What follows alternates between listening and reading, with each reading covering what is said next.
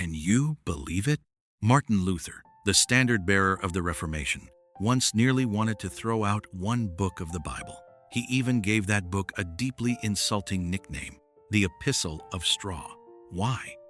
Because the moment it speaks, it sounds less like comfort and more like a verdict. It contains one sentence that has pierced countless people who claim to believe in God for the last 500 years. Faith without works is dead.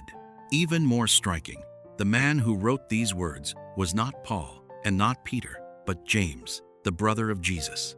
Today, I do not want to talk with you about abstract theology. I only want to take you back to first-century Jerusalem to look at a truth that still makes people uncomfortable today. Many people think they have faith, when in fact, they only know how to talk about faith. In history, James had a nickname, James the Just. Some records even say he prayed on his knees so often that they grew hard like a camel's. This was not a man who merely talked about spirituality.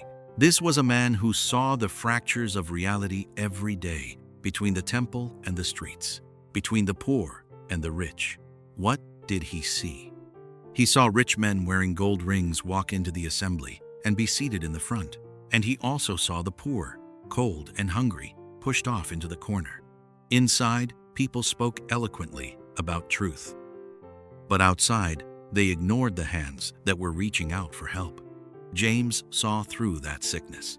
Today, I will give it a more direct name: spiritual performance.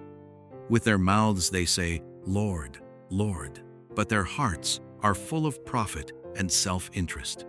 They post scripture online, but in real life, they pretend not to see those in need.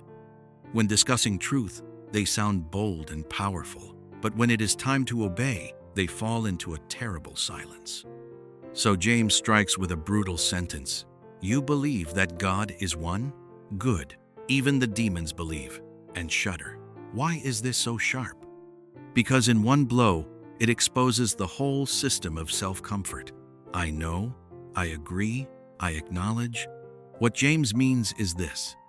Do you think mental agreement with truth is what faith is? No. The demons know better than you that God exists. They also know who God is, but they have no obedience, no love, and no turning. So if your faith remains only at the level of ideas, then you may be only one layer of religious language away from true faith, and still very far from it. That is what makes James so uncomfortable, because the people he attacks are not the outsiders, not the unbelievers, but those inside the church who speak the best and live it the least. James goes on to say, as the body without the spirit is dead, so faith without works is dead. Notice, he is not saying works can earn you salvation. He is saying that living faith always moves. The living breathe. The dead do not. Living faith produces mercy, obedience, sacrifice, and change. Dead faith produces only one sentence: I already know. Our age is exceptionally skilled at saying, I already know. We understand love, but we are too lazy to love. We understand honesty, but we bend the truth when profit appears. We understand forgiveness, but we wear bitterness like a personality. We understand surrender, but we protect ourselves so completely that nothing can touch us. So, James gives two extreme examples. One is Abraham, and the other is Rahab. One is the father of faith. The other is a woman on the margins. One stands at the center of religion. The other lives at the edge of society. Why those two? One, because James wants to tell you this. God is not looking at how respectable your identity is. He is looking at whether, in the decisive moment, you move according to what you say you believe. If Abraham truly believed, he could not stay forever at, I believe in my heart.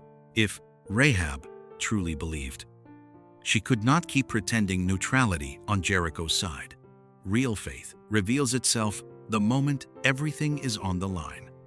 It pushes you toward an act that goes against instinct but submits to truth. So what many people truly lack today is not another sermon, not another theological term, and not another spiritual short video saved to a playlist. What they truly lack is the willingness to let the faith on their lips start wounding their comfort zone. A faith that refuses cost is the safest kind.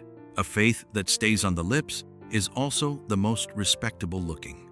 It can give you an identity, a circle, and the right vocabulary. It can even give you the superiority of feeling more spiritual than everyone else. But James would look you in the eye and say, that is not living faith. That is self-comfort with a religious filter over it. To say it more brutally, some people's faith is not lacking packaging. It is packaged far too beautifully.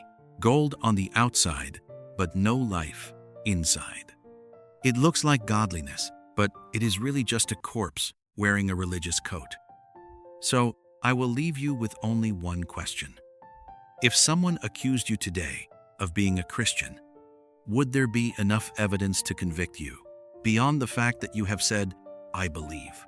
Beyond the verses you posted. Beyond the sermons you listened to. Is there even one thing in your life that would make it clear that you have truly taken Jesus at his word? In the comments, I want to see where you stand. What do you think is the bigger problem today? Not knowing the truth, or knowing it but refusing to live it out?